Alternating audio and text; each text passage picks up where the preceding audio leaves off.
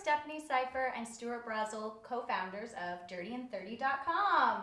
Ladies, what is dirtyand30.com? Tell me about it. I know what it is, but tell our viewers. What isn't dirtyand30.com, I know, right? this is true. Yeah, dirtyand30.com, it has become really a community, an online community of awesome women Who are owning who they are. Yeah, that Stephanie and I have just been so excited to see what it's really developed into. But it really is just like a safe place for people to put all their crap out there. And just tell it like it is. Yeah, and not be worried about being judged. It's whatever you got, somebody else is doing it too. Right. And it's really, it became a little bit more edgier than I think we had the intention of it being at first. Especially in the past few months, it's just getting edgier and edgier, but it's so cool because I think what we talk about is what everybody else is thinking. Exactly. Mm-hmm. And it's like, you can't be scared. It's like we all have these thoughts, so let's just all let each other know that We we're in it basically together. try to have the conversations that we have on the weekends while drinking wine online. Exactly. I love it. It's real, it's honest, it's raw. I love it. How did you guys come up with the idea? Was it together? Did one of you approach the other and say, I have this great idea for a blog? We were having a glass of wine. Actually, we were having a bottle of wine. Yeah.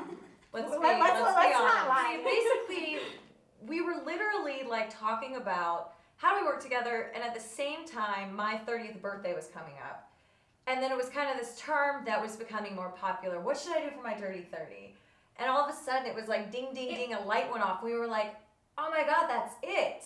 Dirty and 30. Like, how great would that be? Because it's all of our friends were kind of at that place where you're starting to creep up on your 20s and that big 30 is looming and you're going, I'm not where I wanted to be. I didn't do this. I'm not in a relationship. My career's not here. And we were like, screw all of that. Like, let's celebrate how awesome it is to be this age, that we're still hot and young enough, but we have life experience to hopefully not do the stupid stuff we did when we were 21, although we sometimes still do. Right. But then we make fun of ourselves.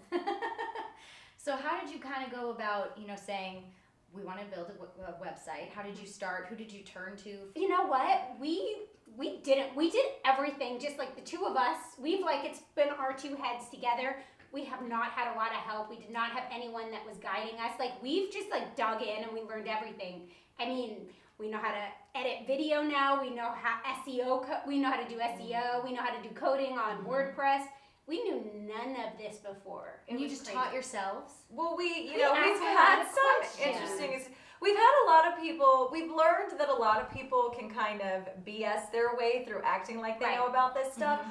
Oh, I'm gonna do this. Let me hook you up with this. So we've had a lot of wasted lunches. I'm like, if I could take all the hours we've had where people are trying to tell us That we how they paid want to for. come on board and help. And then you realize they don't know anything about what they're talking about. That was really interesting. We've had some interesting experiences with working with different web designers. And I feel like that's one of the hardest things to do, is to just get that first, your 1.0. We still want to be changing our website, but that is never going to not be something that we want to do every day. And that's just part of what it is to have a website. We've just had to teach ourselves how to do it. Like our new video that we just shot last week. I'm like, that needs to be on our homepage. How do we do it? I don't know. I figured it out and I put it up there. So it's like, you can't rely on anybody else. No, and no one's going to work harder for you than you, especially if it's your brand, your baby, your everything. So how did you guys find, some of your first writers? Ooh, friends. Right? Yeah, we just reached out to a bunch of people and we got such a big response. I didn't realize we would get that. I didn't realize it was going to be so many of our close friends in our close circle. And it was just like then someone would see their article and then someone would reach out to us. And now we just have people that are just reaching out to us. I think we have 95 writers that write for us. Oh my God. Not everybody is as active as we love them to A lot of be. times someone will have a really bad one-night stand and then they'll be like, I have a blog. And some people very actively, like one of our superstar bloggers that we love, her name is Tiffany. She kind of has a beat where she's the fitness chick, so she turns in a fitness blog every week. Amy Horton, who we love, she is self-deprecating and will talk about all kinds of terrible things that she's done, like having butt sex with her boyfriend that she didn't enjoy.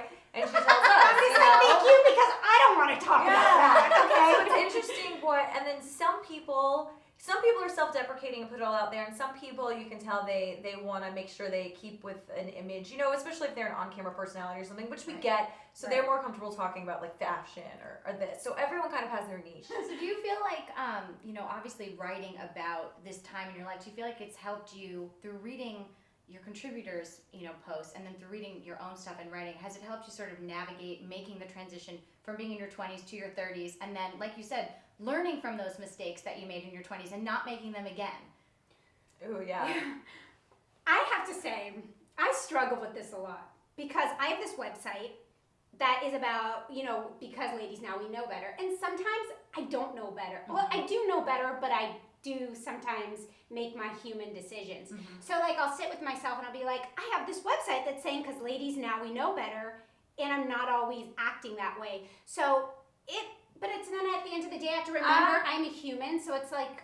Also, I think, and from recent conversations, you might still make mistakes, but now you know that those are mistakes. Correct. And that's the difference. And I think what's been really good is having a place where we realize we don't all have our shit together and it's okay. Yeah. Like these outrageous goals, like think about graduating high school and 30.